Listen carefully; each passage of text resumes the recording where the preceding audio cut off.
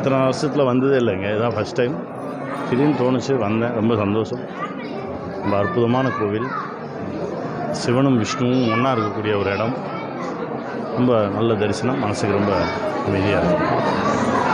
ஒரே ஒரு கேள்வி, அதாவது தமிழ் சினிமா காதல் அப்படிங்கிற விஷயத்தில் தாங்க ஒரு நல்ல படங்களை நீங்கள் எடுத்துக்கிறீங்க.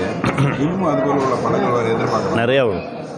நிறையா வரும் எழுதிட்டுருக்கோம். அதற்கான காலம் வரும்போது வரும்.